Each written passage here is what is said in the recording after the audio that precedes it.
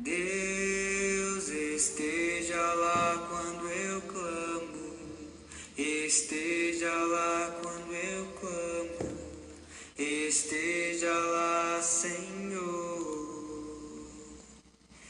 Deus, sabes que eu te amo, quando eu grito, sabes que eu te adoro.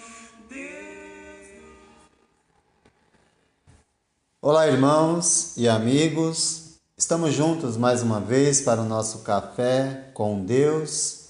Meu nome é Edivaldo e hoje gostaria de compartilhar mais uma meditação baseada no livro de Atos, capítulo 18, versos 18 ao 23.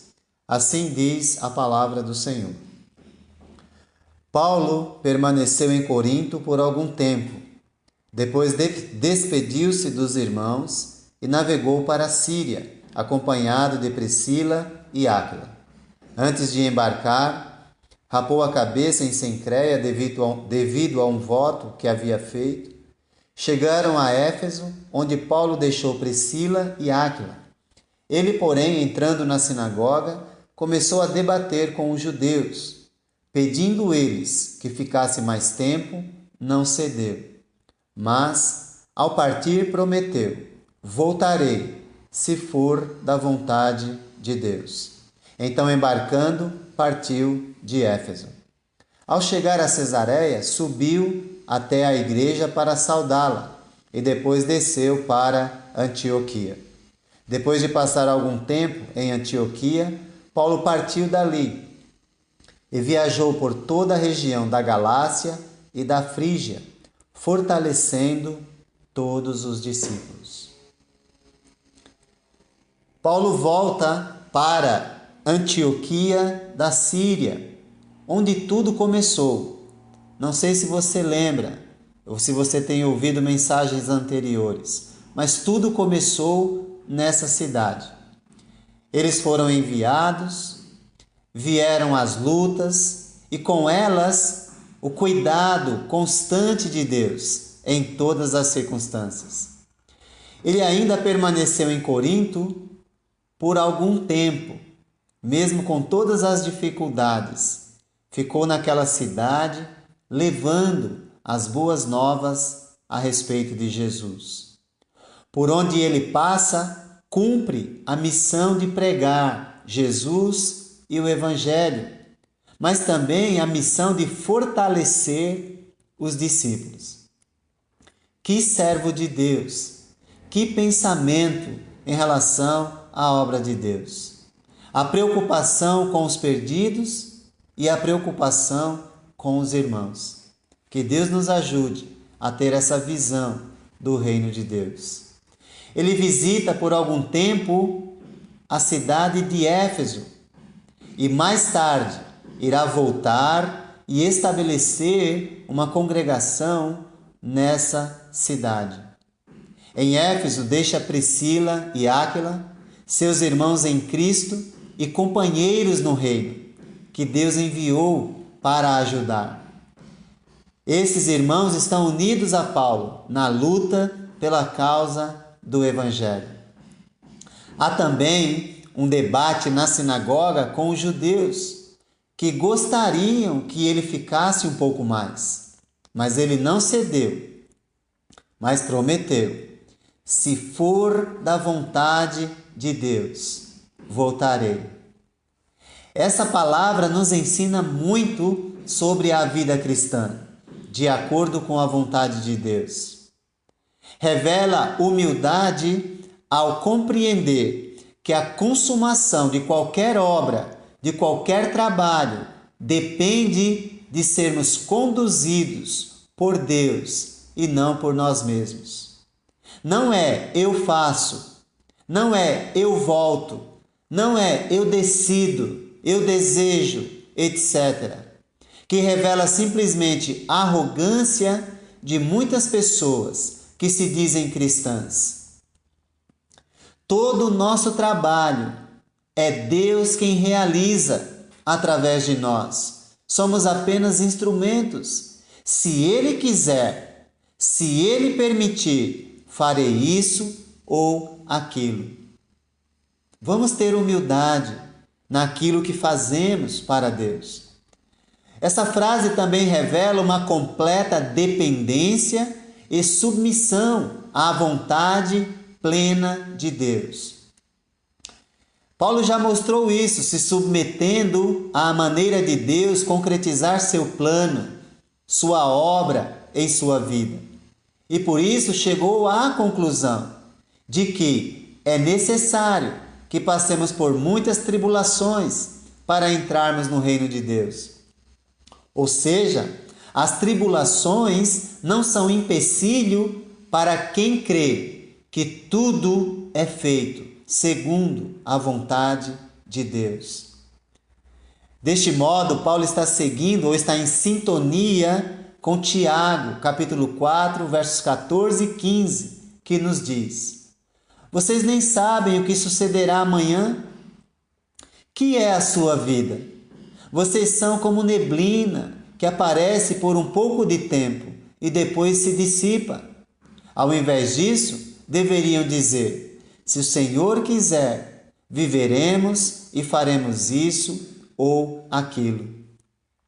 Algumas pessoas acham que podem simplesmente fazer seus planos e depois dizer: Senhor, está aqui meu plano, abençoa. Não.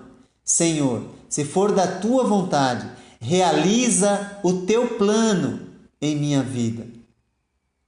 Toda a nossa vida deve estar submetida à vontade de Deus e não à nossa própria vontade. Isso não pode ser, na palavra cristã ou na vida cristã, apenas um chavão ou palavras ditas sem pensar. Vá em paz, se Deus quiser. Pare com isso. Pense naquilo que você está falando.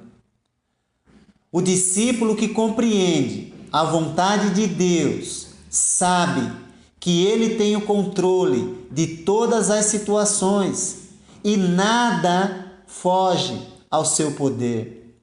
E tudo, segundo a sua vontade e seu propósito, será realizado, independente das circunstâncias.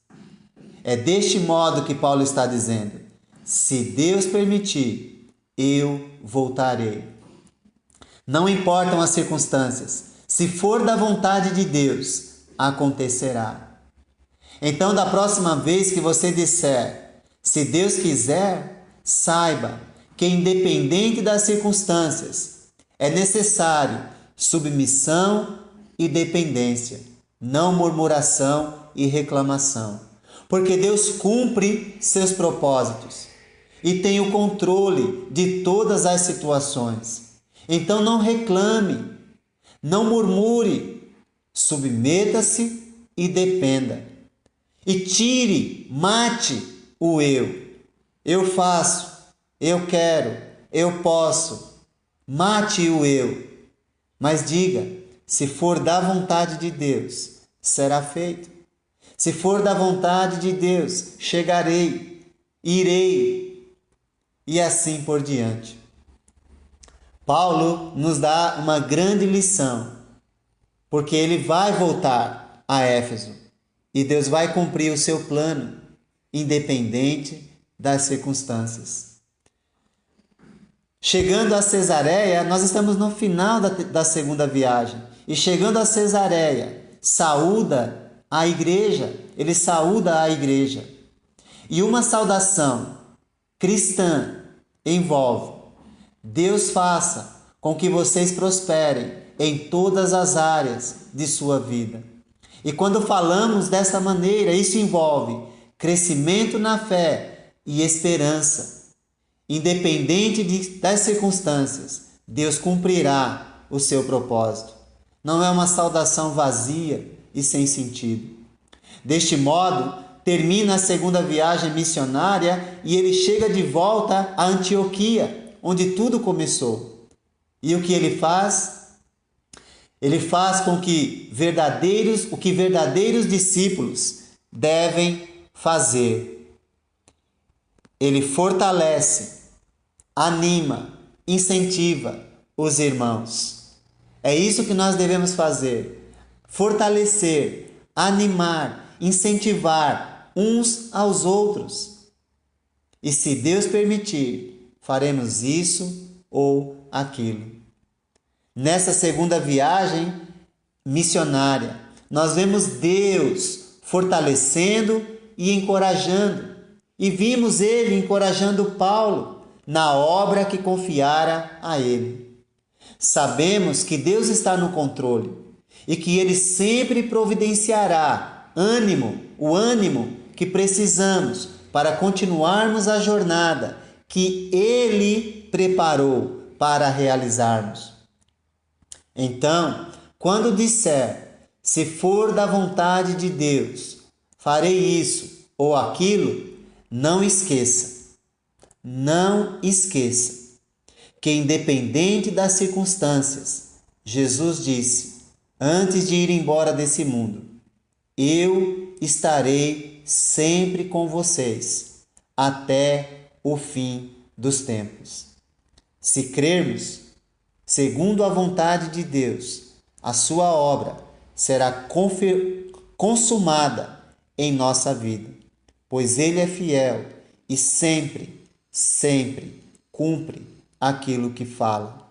Que Deus te abençoe.